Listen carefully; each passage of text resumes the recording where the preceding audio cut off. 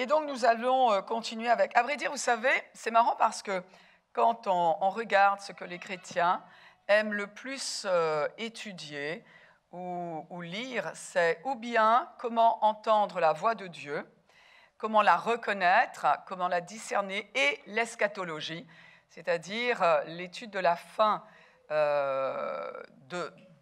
des temps. Donc, aujourd'hui, on va continuer, et je sais que souvent ça stimule un intérêt, et en tout cas, il faut que ce soit pratique. L'Évangile, il doit être pratique. Alors, il y a beaucoup qui ne savent même pas que l'on peut entendre la voix de Dieu. Beaucoup ne savent pas que Dieu parle. Il faut quand même réaliser que si nous avons un livre, c'est une partie parce que Dieu a parlé pendant 4000 ans. Et quand Jésus est venu, la Bible nous dit qu'il a continué à parler par le Fils et qu'il continue à nous parler aujourd'hui par les Écritures, par le Saint-Esprit. Donc, il est intéressant de se dire, mais finalement, dans la vie de tous les jours, qu'est-ce qui fait la différence entre un croyant et un incroyant? Eh bien, s'il y a un croyant et un incroyant qui sont, par exemple, à la recherche d'un même emploi, eh bien, les deux vont calculer les bénéfices, vont calculer la perspective professionnelle, l'avenir, le salaire, les bonus, la distance, etc. Mais il y en a un qui va être le croyant, qui va dire, eh bien, il ne me suffit pas de me fier uniquement à ce que mes 5 sens, mon humanité peut discerner pour me propulser dans l'avenir. Je vais demander à Dieu de me parler parce que Dieu est omniscient, il sait tout, il connaît tout de ce qui concerne mon avenir, il connaît tout de ce qui concerne, par exemple, cette entreprise, et il serait vraiment, ce serait faire preuve, je dirais, à vrai dire, d'esprit limité que de se fier uniquement aux 5 sens de notre humanité. Donc, un croyant, il va faire preuve de sagesse, il va faire sa part, mais en plus, il va chercher l'avis de Dieu. Il va chercher à savoir ce que Dieu pense, ce que Dieu veut, ce qu'il ne veut pas, etc. Et pour cela, eh bien, il faut apprendre à discerner. Ce que je vais partager avec vous, c'est comment se disposer à entendre la vie de Dieu, la voix de Dieu. Déjà dans Jean chapitre 10, versets 1 à 3, la Bible dit, c'est Jésus qui parle ici, il dit « En vérité, je vous le dis, celui qui n'entre pas par la porte dans la bergerie, donc on entre dans le royaume de Dieu par la porte, et Jésus est la porte, mais qui y montre par ailleurs est un voleur et un brigand. Celui qui entre par la porte est le berger des brebis. Le portier lui ouvre et les brebis entendent sa voix. » Les brebis entendent la voix de Dieu. Ceux qui sont dans le royaume de Dieu ont quelque chose qui est inné, c'est que nous sommes faits pour entendre la voix de Dieu. À vrai dire, toute l'humanité, la race humaine, est faite pour entendre la voix de Dieu. Mais il n'y a que ceux qui sont nés de nouveau, qui ont sa vie et sa nature en eux, qui vraiment peuvent l'entendre. Mais nous sommes faits pour l'entendre. Il est dit, il appelle par leur nom les brebis qui lui appartiennent et il les conduit dehors. Donc nous savons que notamment la voix de Dieu va être de conduire. Pas d'imposer, mais de conduire. Lorsqu'il a fait sortir toutes ses propres brebis, il marche devant elles et les brebis le suivent. Pourquoi? Parce qu'elles sont forcées? Non, parce qu'elles connaissent sa voix. C'est normal qu'un chrétien connaisse la voix de son Dieu. Verset 16, « J'ai encore d'autres brebis. » Alors là, il faut savoir qu'il parlait à des Juifs, les disciples étaient des Juifs, et il parlait de quoi? De l'Église. « J'ai d'autres brebis qui ne sont pas de cette bergerie. Celles-là, il faut que je les amène. Elles entendront ma voix. » Et il y aura un seul troupeau, parce qu'ils nous conduisent. Quel est le rôle principal du Saint-Esprit? Le rôle principal du Saint-Esprit, c'est de nous amener à vivre à l'image de Jésus-Christ. C'est ce qui nous est dit dans Romains, on l'a déjà vu. C'est-à-dire que quand un chrétien marche avec Dieu, la nature spirituelle, la qualité de vie en lui, qui a fait quelqu'un de nouveau, est manifesté extérieurement, au point que extérieurement, cette personne qui est née de nouveau, que ce soit dans ses choix de vie, dans sa manière de parler, dans sa manière dans ses priorités, etc., ressemble à Jésus. C'est ça un chrétien. Mais qui est celui? La Bible dit que nous sommes transformés de gloire en gloire par le Seigneur l'Esprit. Le rôle du Saint-Esprit est de nous amener à vivre en fonction de ce qui est à l'intérieur de nous, mais à l'exprimer extérieurement. Donc oui, effectivement, on devrait voir la différence entre ceux qui sont chrétiens et ceux qui ne sont pas. Et une des manières, de se laisser transformer, de se laisser conduire vers notre destinée, nous avons tous une destinée propre, ça c'est le rôle du Saint-Esprit. Donc il est important d'entendre la voix de Dieu. Alors, il y a des manières pratiques. D'abord, c'est pour se disposer à entendre la voix de Dieu. Il faut apprendre à prendre un rendez-vous avec le Père. Mettre un temps à part. On voit que le Seigneur, lui, il fixe des rendez-vous. Dans Exode chapitre 19, versets 10 à 11, l'Éternel dit à Moïse, « Va vers le peuple, sanctifie-les aujourd'hui et demain qu'ils lavent leurs vêtements, qu'ils soient prêts pour le 3e jour, car le 3e jour, l'Éternel descendra. » Bon, ça, c'était sous ce qui est appelé l'Ancien Testament. Mais ce que je veux dire, c'est que l'Éternel fixait un rendez-vous avec son peuple, et l'Éternel, lui, avait l'intention de répondre favorablement à ce rendez-vous. Et il dit donc qu'il se manifestera, il sera là au rendez-vous qu'il a lui-même fixé, il a convoqué son peuple. Verset 19, le résultat, le son de la trompette retentissait de plus en plus fortement. Moïse parlait et Dieu lui répondait. Est-ce que c'est dramatique quand un chrétien passe son temps à parler à Dieu et qu'il ne s'attende pas à ce que l'Éternel lui réponde par le Saint-Esprit? Et ça, c'est ce qui va nous permettre d'atteindre la destinée que le Seigneur a pour chacun de nous. Donc, notre Dieu n'est pas une statue. Dieu c'est pas un bout de bois, ce n'est pas un bout de plâtre que l'on aurait façonné, à qui on aurait donné une forme humaine. Mais notre Dieu est un esprit vivant qui parle. Remarquez que ce temps de rendez-vous-là est important et que vous savez qu'on peut même prendre rendez-vous avec quelqu'un qu'on n'aime pas. Je vais simplifier, mais vous aimez votre dentiste? Et pourtant, on prend rendez-vous quand on estime que c'est utile. Je pense que nous avons besoin de prendre rendez-vous, de mettre un temps à part pour se préparer à entendre la voix de Dieu, mais déjà à s'habituer à sa voix. Alors, n'allez pas plus vite que moi, parce que certains peut-être commencent à trembler, mais là, je pose juste les principes. Moi, je sais qu'il y a une prédicatrice que j'apprécie et j'admire vraiment, Billy Bream, Dr. Billy Bream. Elle parle de son fameux fauteuil, que tous les matins, elle s'assied dans son fauteuil préféré. Du coup, moi, j'ai mon fauteuil préféré. Non par imitation, mais parce que je trouve pratique.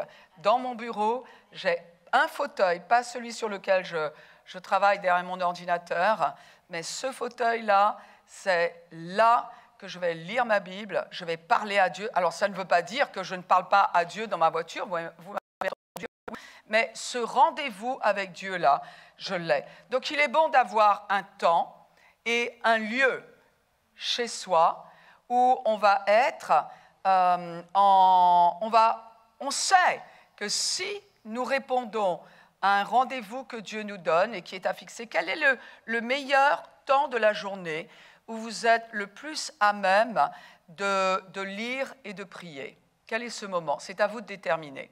Il y en a qui ont un travail de nuit, qui finissent. Donc, chacun détermine. Il est vrai que les Écritures encouragent le matin. Et quand on met ce temps à part, avant de commencer notre journée, eh bien, on a l'esprit beaucoup plus tranquille. On n'a pas encore un agenda qui nous occupe les pensées. On n'a pas encore démarré dans le rythme effréné de la journée. Et là, il est beaucoup plus facile de se dire, eh bien, je vais avoir un rendez-vous avec mon Père céleste. Et c'est comme cela qu'il faut le prendre.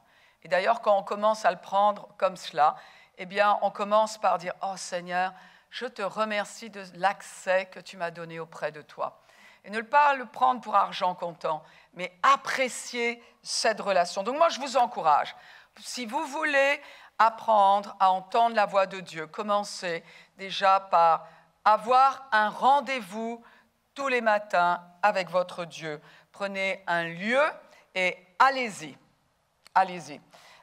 Il est dit, tiens-toi là, dans Matthieu chapitre 6, verset 6, je suis en train de quoi? De vous amener à savoir coopérer avec votre guide de manière à le suivre vers la destinée que Dieu a prévue pour vous. Quelles que soient les circonstances, notre destinée ne dépend pas des circonstances. Dieu, quand il vous a donné une destinée, il a mis en vous des dons, il a mis en vous des aspirations, il a mis en vous des qualités, eh bien, il savait ce qui allait se passer sur la planète Terre. Et malgré cela, eh bien, il va nous guider vers sa destinée. Et si chacun, si tous dans le corps de Christ, nous occupons notre poste, celui que le Seigneur nous a donné, nous sommes là où il veut, nous faisons ce qu'il veut que nous fassions, eh bien, je vous assure que l'Église, on verra la gloire du Seigneur Jésus à travers elle. Dans Matthieu chapitre 6, verset 6, il est dit, mais quand tu pries, entre dans ta chambre. Alors, ça peut être entre dans ta chambre, entre dans un endroit privé. Et il est dit, ferme ta porte. Ferme ta porte sur quoi? Ferme ta porte sur le monde. Ferme ta porte sur peut-être tous les conseils que tu as reçus ici ou là et tu es en train de prendre une décision qui est importante. Tu ne sais plus où tu en es. Eh bien, où tu te dis, oh là là, j'ai besoin de réponse. Je ne sais pas ce qui se passe, mais je me sens agitée. Je passe par des moments d'incertitude. Je suis en train de remettre peut-être en question certaines relations. La Bible dit, prends un rendez-vous avec ton Dieu. Ferme ta porte et un face à face avec lui. Et il est dit, prie ton Père qui est là dans le lieu secret.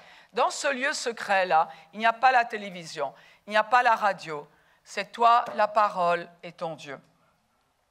Et on voit par exemple dans Ézéchias, je vous le lis dans 2 Rois 20, 1, 2, il nous est donné un exemple. En ce temps-là, Ézéchias fut malade à la mort. Le prophète Ésaïe, fils d'Amoz, vint auprès de lui et lui dit ainsi par l'Éternel, « Donne tes ordres à ta maison car tu vas mourir. » Voilà. Déjà, la plupart des gens qui entendent ça, ils partent en dépression parce que beaucoup ont peur de la mort. Et moi, je suis sûre que le Seigneur, vous savez, on devrait tous savoir quand on va quitter cette terre. Ça, j'en suis absolument convaincue. Ça ne devrait être une surprise pour personne, ni même pour notre entourage. Et je suis sûre aussi que le Seigneur peut très rarement le dire à quelqu'un, de manière claire, à cause de la peur. C'est idiot, ça. Mais ici, le Seigneur dit, donne tes ordres. Non, je ne suis pas en train de prophétiser, hein. Donne tes ordres à ta maison car tu vas mourir. Voilà, donc le Seigneur est en train déjà de dire, écoute, tu vas partir, mais pars en ordre. Ne laisse pas le souk derrière toi. Et dit, et tu ne vivras plus. Alors, il y a une redondance qui est assez intéressante, mais je continue. Et Ézéchias, au lieu de faire une dépression, au lieu de se mettre en colère, parce qu'il n'était quand même pas si âgé que cela, au lieu de commencer à paniquer, la Bible, il dit, il tourna son visage contre le mur et fit cette prière. C'est-à-dire il s'est tourné vers l'essentiel, vers celui qui pouvait lui donner une explication, vers celui qui pouvait l'entendre, et il a refusé de consulter peut-être ses amis, sa famille, son notaire, son avocat, ou même son pasteur ou son sacrificateur là. Et il fit cette prière à l'Éternel. Résultat, il a eu une rallonge de 15 ans. Mais il est important, vous savez, il y a un frère en Christ qui nous a rendu visite et qui nous a appris à concrétiser les rêves que l'on avait de manière à ce que ça ne reste pas des des fantaisies que l'on poursuit, mais vraiment les aspirations que l'on a. Il s'appelle Bob Boilen. Vous vous rappelez de lui? Et sa femme également sont venus nous rendre visite. D'ailleurs, ils vont venir nous rendre visite, je crois, en automne cette année. Et il se trouve que Bob Boilen a dit quelque chose de particulier. Il dit, moi, ma manière, et c'est pour cela que notre relation avec le Seigneur elle est complètement unique, il dit, ma manière d'avoir un temps avec Dieu. Alors lui, il ne reste pas chez lui, mais c'est un Américain, chacun son truc, ce n'est pas un péché. Mais lui, il va chez McDonald's. Et d'ailleurs, j'ai reçu des emails de lui. Mais il faut savoir que McDonald's n'ouvre pas à 10 heures comme en France, mais à 6 heures du matin. Marketing différent, besoins différents, aspirations différentes et réponses différentes.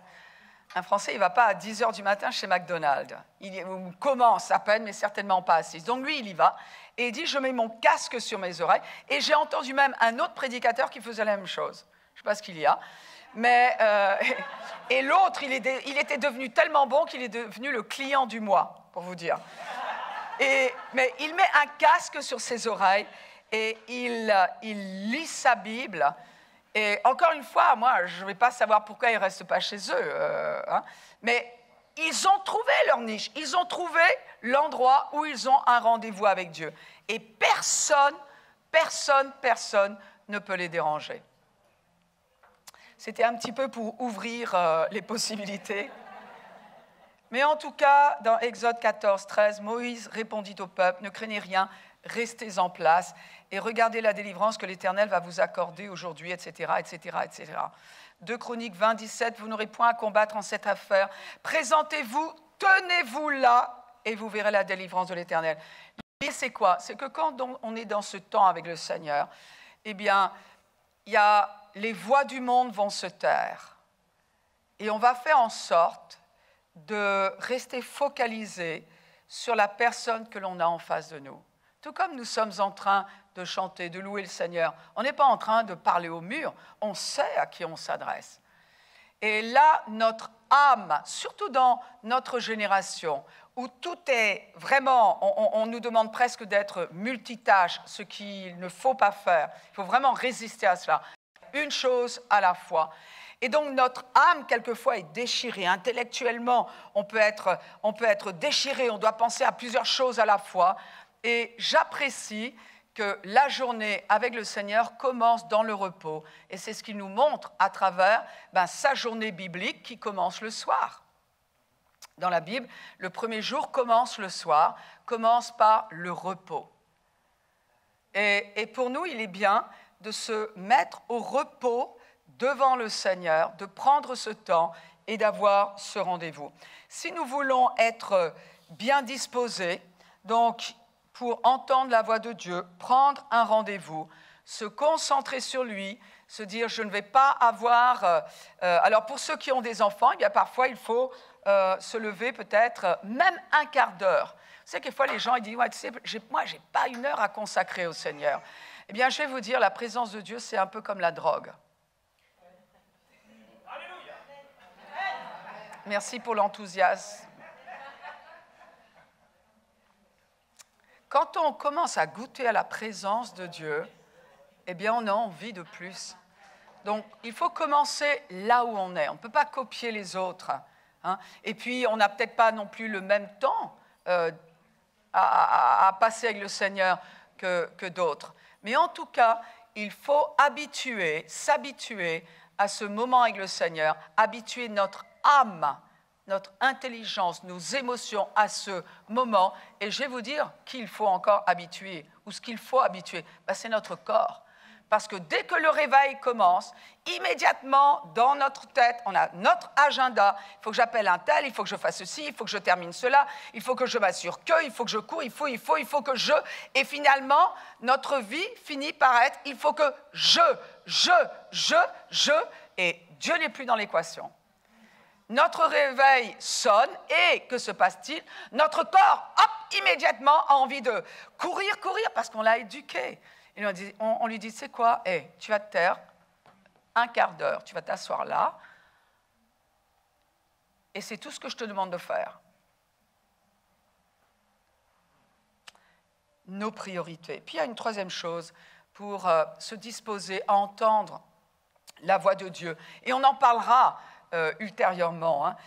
Eh bien, c'est lire la Bible et en profiter pour communiquer avec Dieu. Pourquoi ?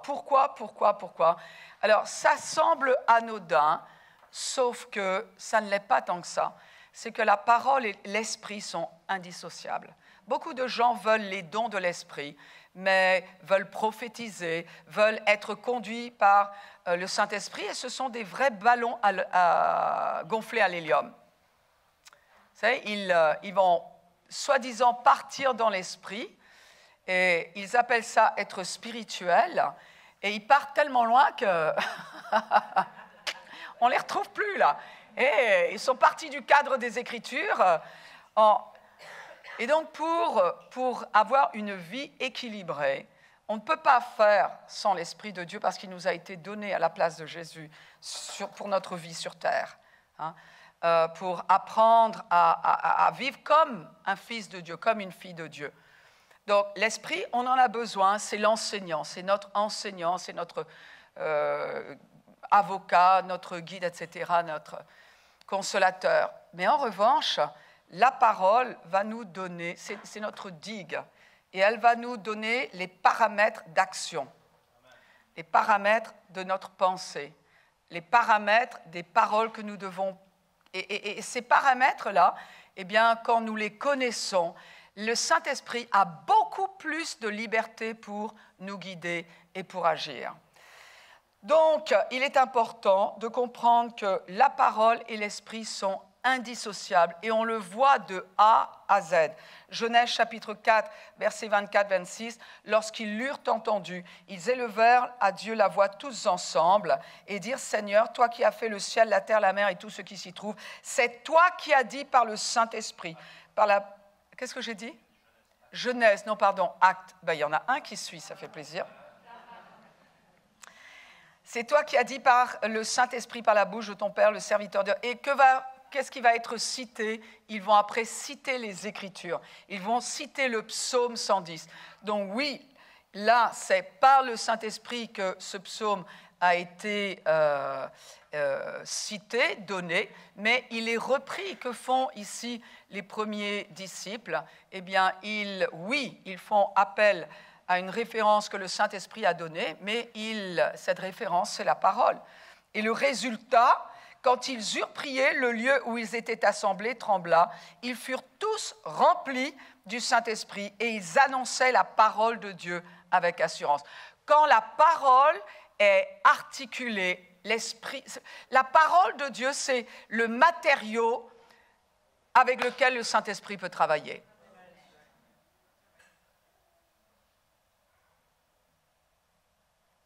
Et donc, on ne peut pas se passer de la parole. Et pendant ce rendez-vous que nous avons avec Dieu, eh bien, il est important de lire la parole. Et j'ai envie de dire, eh bien, ne laissez pas quelqu'un d'autre lire la parole à votre place. Ne le faites pas. Non seulement cela, mais pourquoi y a-t-il tant de chrétiens qui se tournent vers leur pasteur pour avoir un conseil qu'ils auraient dû avoir s'ils avaient entendu la voix de Dieu pour eux-mêmes? Hein? Serait-ce peut-être par un défaut de connaissance de la parole? Donc, alors, tout à l'heure, vous avez entendu qu'il y a une annonce qui a été faite au sujet des textes bibliques qui sont lus tous les matins, donc pendant les 5 jours de la semaine. Eh bien, si vous avez des difficultés à mettre la parole en vous, moi, je vous conseille, allez, rejoignez ce groupe-là et en même temps, vous allez lire la parole de Dieu. Ce sont des habitudes qu'il faut prendre et quand on les prend en groupe, eh bien après, c'est une habitude que l'on a beaucoup plus de facilité à maintenir dans notre vie privée. Donc ça, c'est une canne en quelque sorte que l'on donne à chacun de manière à ce qu'il puisse être autonome et surtout suivre son Dieu. Mais le Saint-Esprit agit quand la parole est mise en avant. Et pendant ce temps avec le Seigneur, eh bien, c'est ce que nous voulons. Pourquoi ? Parce que quand nous lisons la Bible, on dit c'est la parole de Dieu. C'est pas simplement que Dieu a parlé, mais Dieu s'est présenté comme « je suis celui qui est ». C'est-à-dire qu'à travers la parole qu'il a parlée, il continue à nous parler. Et personne n'a besoin de délégation. Personne n'a besoin de donner procuration à quelqu'un pour qu'il entende Dieu à sa place. J'ai marché sur les pieds de quelqu'un ou... Acte 10, 44.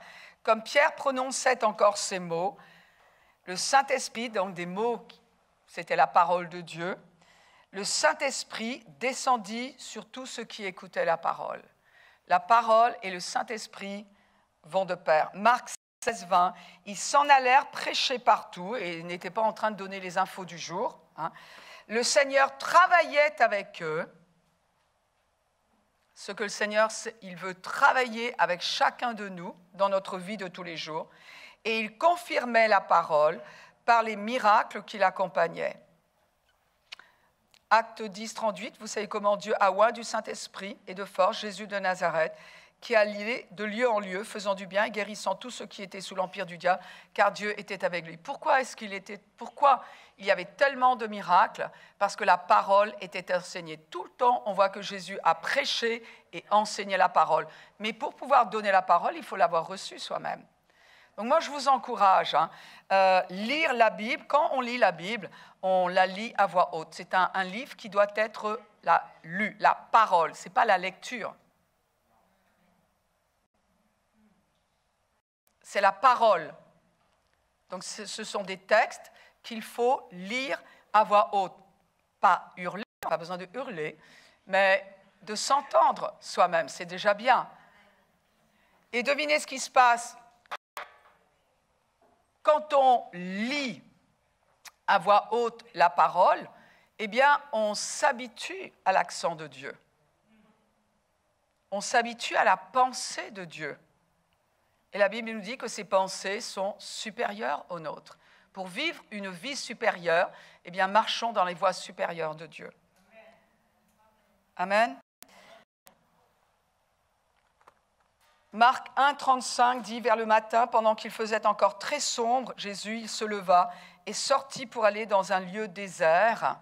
Alors non, vous n'avez pas besoin d'aller sur les collines de Nice, mais c'était là où il n'y avait pas d'autres humains. Tout à l'heure, c'est entre dans ta chambre et ferme la porte derrière toi. Va à McDo avec ton casque. Et il pria. Le psaume 119, 147 dit « Je devance l'aurore et je crie, j'espère en tes promesses. » Et évidemment, Philippiens 4, 6 dit « Ne vous inquiétez de rien, mais en toute chose, faites connaître vos besoins à Dieu. » En général, quand on a pris le temps de faire connaître ses besoins à Dieu pendant ce temps, on a moins besoin d'en parler aux autres. Si vraiment on s'est déchargé sur Dieu, il n'y a plus rien à sortir aux autres. Et un dernier point, eh bien, écoutez, pendant ce temps que vous avez avec Dieu, quand vous avez lu la parole, écoutez et écrivez ce qu'il a à vous dire sur le sujet. Pourquoi? Parce que quand on lit la parole, c'est ce qui nous est dit dans Habakkuk, écris, prends le temps d'écrire. Ce qui est assez marrant, c'est que le Seigneur lui-même a pris le temps d'écrire sur des tables de pierre ce qu'il voulait que l'on garde. Et puis après, il a écrit sur les tables de notre cœur, et il continue à écrire sur les tables de notre cœur. Et donc, quand on lit la parole de Dieu, ce que l'on peut faire, c'est en même temps, par exemple, quand il est dit, allez, au pif, « Marie, aimez vos femmes ». Je plaisante. Bon, c'est un verset qui est dans la Bible quand même. Eh bien, quand le mari, ou n'irritez pas vos enfants, quand un mari, par exemple, va lire ce verset, qu'est-ce que vous pouvez faire? Vous pouvez, tout d'un coup, peut-être, vous pouvez être interpellé en disant, tiens, c'est vrai que peut-être que je n'ai pas exprimé autant que je le devrais, donc écrivez-le. Et plus vous vous habituez à écrire les réflexions que vous avez de la parole, plus on converse avec lui, et puis on se rend compte qu'il va y avoir des idées nouvelles qui vont arriver. Et sans s'en rendre compte, le Saint-Esprit va nous amener dans une conversation avec lui, et on va s'habituer à entendre la voix de Dieu. Mais on ne peut pas entendre la voix de Dieu avec le rythme que nous avons dans la société en vivant comme des païens. Ça n'est juste pas possible. Nous devons savoir quelle est ma priorité. Qu'est-ce que je fais sur terre? Est-ce que je suis sur terre pour construire 3-4 maisons? Le Seigneur s'en moque si on a 3-4 maisons. Mais si, en construisant la première, déjà on l'a mis de côté, on ne l'a pas consulté pour les autres, alors là, il y a un problème. Là, il y a un problème. Dieu a un plan pour chacun. Chaque Église a une mission sur terre. Et la manière de le faire, c'est que nous gardions Dieu sur le trône de notre cœur, ce trône qui lui appartient. Et donc, comme pour toute personne que nous voulons mieux connaître, eh bien, nous allons avoir un temps particulier avec Dieu. Nous allons nous habituer à entendre la voix de Dieu à travers la lecture, à travers la conversation dans laquelle il nous amène quand nous commençons à méditer et à écrire ce que nous sommes en train de comprendre de la parole. Et petit à petit, eh bien, cette relation-là va s'épanouir, pas simplement pendant ce temps qu'on a avec le Seigneur, mais au cours de la journée.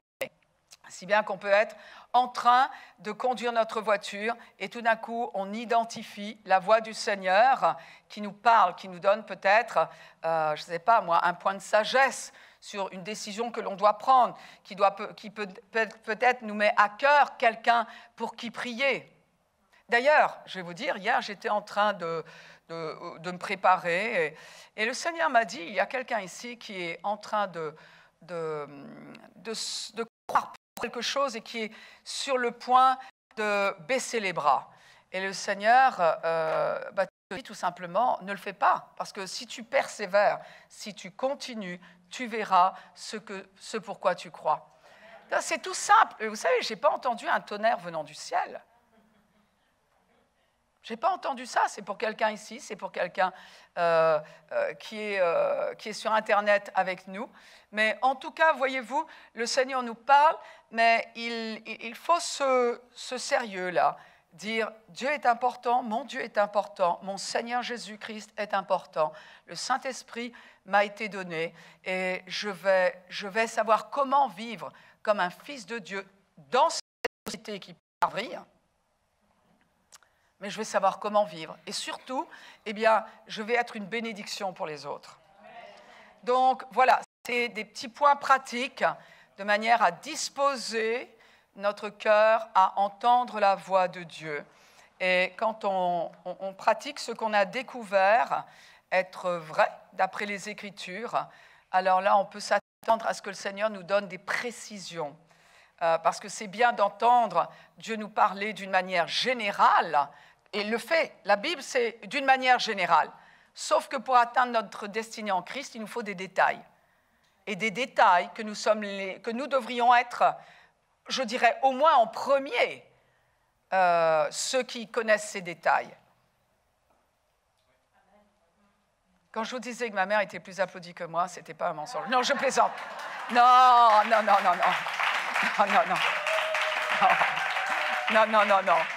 Non. Mais en tout cas, 2022, peu importe ce qui se passe en 2022, le Seigneur nous a donné le guide le plus sûr, celui qui ne ment pas, celui qui ne se trompe pas, l'esprit de vérité. L'esprit de vérité.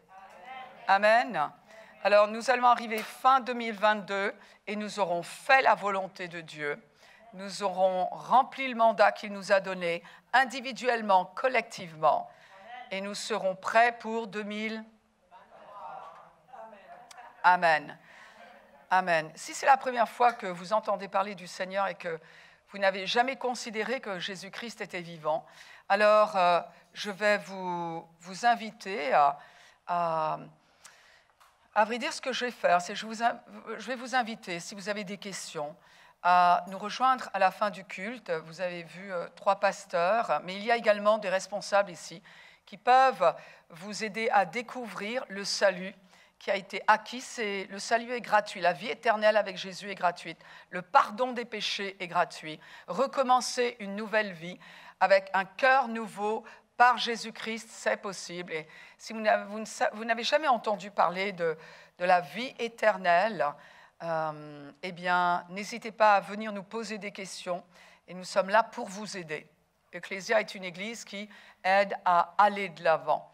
En tout cas, moi, je vous souhaite à tous de bien pratiquer, de prendre au sérieux ce face-à-face. Pourquoi le Seigneur me mettrait à cœur ce message? Tu dis, bah ouais, t'as vu l'emploi du temps que j'ai? Non. Si tu savais ce que Dieu a à te dire, tu prendrais le temps. Si seulement tu savais, lui, il a hâte. Vous vous rappelez, à Moïse, il a convoqué tout le peuple, et c'est le Seigneur qui est venu. Il est venu à la convocation. Il est venu au rendez-vous.